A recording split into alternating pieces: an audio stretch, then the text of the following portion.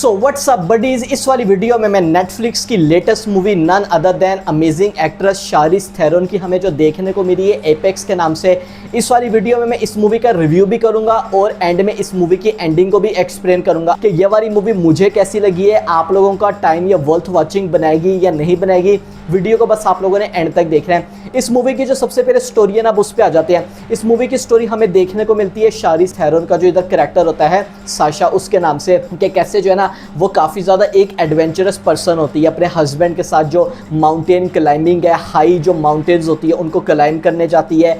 कैसे जो है ना उसको एडवेंचर करना काफ़ी ज़्यादा पसंद होता है और एक टाइम में वो ऑस्ट्रेलिया आ जाती है दोबारा से, जो उधर फॉरेस्ट होता है उसमें जाने के लिए। और कैसे जो है ना वहाँ पर वो डिफरेंट जगहों को सरफेस करती है, डिफरेंट जगहों को एक्सप्लोर करती है। उसी बीच में उसका इधर मुकाबला हो जाता है उसके कैरेक्टर से और आगे जाके हमें ये पता लगता है कि कैसे जो ये वाला कैरेक्टर है ना, ये तो हमें एक साइको देखने को मिल रहा है, यानी कि सीरियल किलर देखने को मिल रहा है। उसके बाद मूवी में हमें ये स्टोरी देखने को मिलती है कि कैसे जो है ना ये इसे सर्वाइव करने की कोशिश कर रही है। बेसिकली जो पूरी मूवी है ना, हमें एक सर्वाइवल थ्रिलर मूवी देखने को मिल रही है। अब ये तो मैंने आप लोगों को स्टोरी के बारे में बता दिया। अब मैं अगर अपना पहला रिएक्शन के बारे में बात करूँ ना कि मुझे ये वाली मूवी कैसी लगी, फर्स्ट थिंग फर्स्ट के इस वाली मूवी का ना मैंने कोई टीजर देखा था ना मैंने कोई ट्रेलर देखा था। जानबूझ के मुझे था कि ऐसा मूवी है ना, इससे मैं कोई इतनी ज्यादा एक्सपेक्टेशन नहीं लगाऊंगा, कोई यहाँ पे टीजर ट्रेलर नहीं देखूंगा। जैसी मूवी होती है ना इसको फर्स्ट टाइम वॉच में देखेंगे।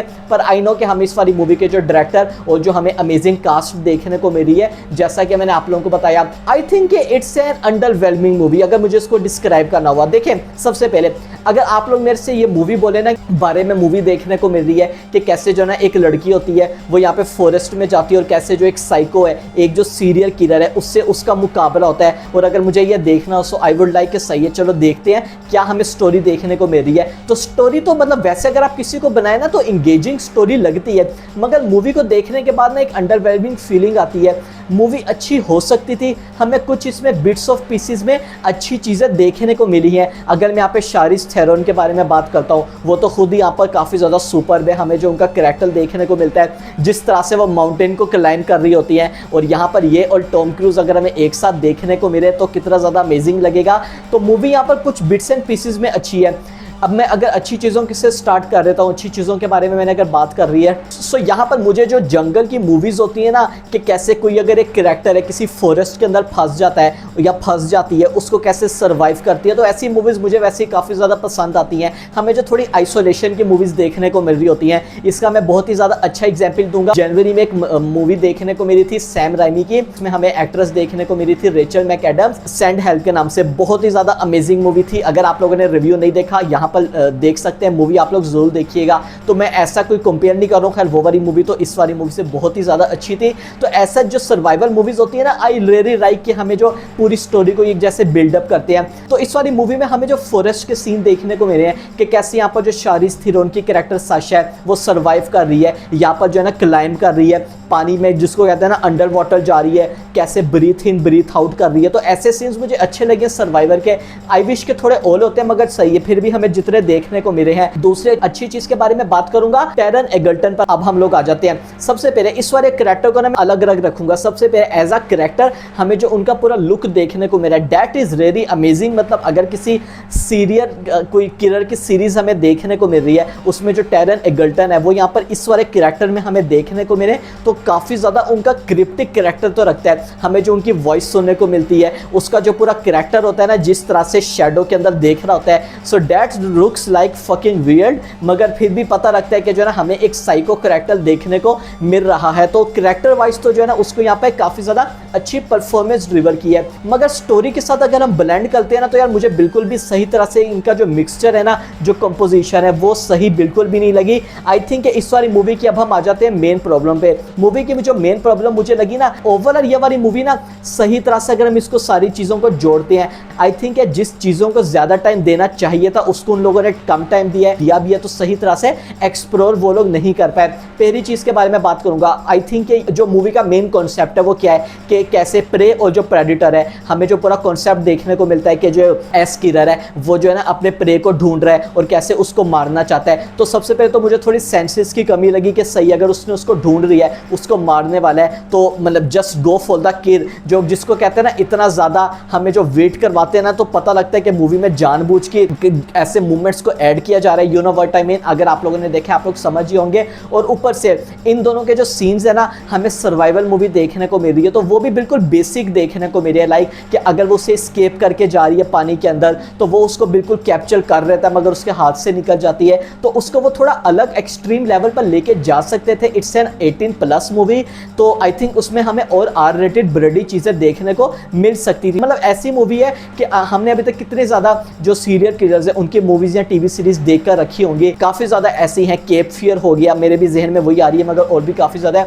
हमें जो इधर यू सीरीज देखने को मिलती है। मगर ये वाला इस वाली मूवी में जो हमें करैक्टर देखने को मिला है ना, आई डोंट थिंक कि ये यहाँ पर मेमोरेबल करैक्टर है इन टर्म्स ऑफ मैं स्टोरी के बारे में ऑफकोर्स बात कर रहा हूँ कि जिसको जो है ना इधर याद रखा जाएगा, तो ये यहाँ पर इस वाली मूवी से इधर है। अगेन मैंने बोला मूवी में हमें थ्रिलर देखने को मिला है, मूवी में थोड़ा बहुत सस्पेंस भी देखने को मिला है, जो कि मूवी है उसको इंटरेस्टिंग बनाते हैं कि एंड में क्या होगा। मगर अगेन आप लोगों को इन मूवीज का पता है कि प्रिडिक्टेबल ये होती है, इनमें आप लोग जितना भी कह लें एक प्रिडिक्टेबल फैक्टर जो है ना वो हमेशा से देखने को मिलेगा। और इधर यहाँ पे मैं जो एगल्टन के करैक्टर के बारे में बात कर रहा था, उसका भी जो है ना हमें बिल्कुल बेसिक दिखाया है, उसकी पास्ट को ये लोग एक्सप्लोर कर सकते थे कि वो ऐसा क्यों बने। आई नो कि यहाँ पर आप लोग बोल सकते हैं कि जितने भी जो किलर्स होते हैं वो ऐसा क्यों करते हैं, उनके पास्ट की वजह से।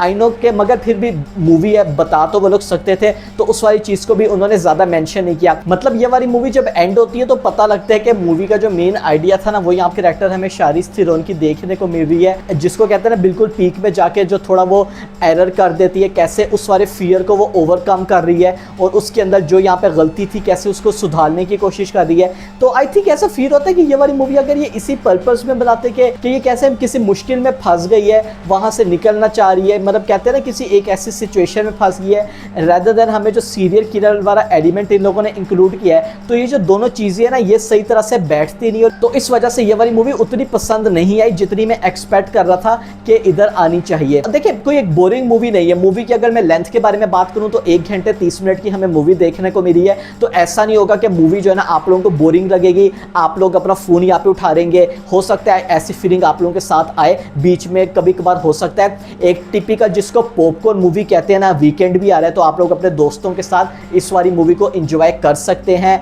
और फाइनल रिव्यू इस वाली मूवी के बारे में मेरा यही है, सबसे पहले 5 में से मैं इस वाली मूवी को इधर 2.75 की रेटिंग दूंगा। आई थिंक ये मूवी बेहतर हो सकती थी, और अगेन काफ़ी ज़्यादा ऐसी मूवीज़ देखी है ना, तो बता सकते हैं कि ये वाली मूवी में पोटेंशियल था और इधर बेहतर होने का। तो ये तो मैंने आप लोगों को इस वाली मूवी के रिव्यू के बारे में बता दिया। अब मैं एंडिंग को एक्सप्लेन कर देता हूँ। तो मूवी में हमें आगे जाके यही देखने को मिलता है कि कैसे जो यहाँ पे साशा की कैरेक्टर होती है वो उस साइको से ना भागने की कोशिश करती है, मगर मूवी के मिड में आके जो साइको है ना वो उसको इधर पकड़ ही रहता है। और उसके बाद हमें काफ़ी ज़्यादा बड़ा ट्विस्ट रिवील होता है। वो क्या रिवील होता है कि एक्चुअली में ये जो इधर साइको है ना ये इधर ही रहता है, और कैसे हमें ये पता लगता है कि उस वाले पोर्शन में, उस वाले टाउन में जितने भी जो लोग मिसिंग थे ना, एक्चुअली में इसने उस वाले लोगों को उधर मार दिया था। जो लोग उधर कैंपिंग करने आते हैं तो इसने यहाँ पे सारे लोगों को उधर मार दिया था, और ये ऐसा ही सब कुछ करता है। इसी वजह से इसको इधर सीरियल किलर कहा जाता है। और इसकी यहाँ पर जो नेक्स्ट प्रे थी ये यहाँ पर साशा थी, मगर साशा क्या करती है, किसी तरह से बचते बचाते यहाँ से निकल जाती है। और कैसे मूवी के एंडिंग में हमें ये देखने को मिलता है, जैसा कि हमने मूवी की स्टार्टिंग में देखा था कि ये अपने हस्बैंड के साथ जो क्लाइंब है उसको करती है, मगर एंड में आके जो चोटी होती है ना उसको ये पार नहीं कर पाती। मगर सबसे पहले तो ये जो सीरियल किलर साइको होता है उसको तो ये नीचे फेंक देती है काफ़ी ज़्यादा चकमा दे के। और कैसे उसके बाद जो है ना फाइनली अपनी जो इसकी ड्रीम होती है ना इस वाली चीज़ को पार करने का, यानी कि ओवर द टॉप उधर जाने का, उसमें ये कामयाब हो जाती है। कि ये टाउन में पहुंच जाती है और वहाँ की जो अब डिपार्टमेंट होते हैं उनको भी इस वाली चीज़ों के बारे में बता देती है कि जितने भी जो लोग इधर गायब हुए हैं ना ये यहाँ पर एक्चुअली में कहाँ पर है और उनके साथ इधर क्या हुआ था। एक और जो हमें मूवी में ट्विस्ट बड़ा देखने को मिलता है वो ये कि हमें ये जानने को मिलता है कि उधर जो है ना हमें जैनो जर्की नामी एक आप इसको कह रहे खाने की चीज़ देखने को मिलती थी, मगर आगे जाके हमें ये पता लगता है कि ये जो एक्चुअली में जो चीज़ थी ना ये ह्यूमन फ्लैश से इधर बना हुआ था, यानी कि हमें ह्यूमन के मटेरियल ये इधर देखने को मिल रहे थे जिसको जो है ना ये इधर बेचता है। तो इस तरह से ये यहाँ पर अपनी अर्निंग भी करता था। मैं ऑफ कोर्स इधर साइको के बारे में बात कर रहा हूँ। तो आप लोग मुझे बताएं कि आप लोगों को मूवी कैसी लगी, अच्छी लगी है तो आप लोग कमेंट में बताएं कि अगर मेरे से कुछ इधर मिस हो गया है। वीडियो को लाइक करना मत भूलिएगा, सब्सक्राइब भी कर लीजिएगा। Will see you guys in my next video.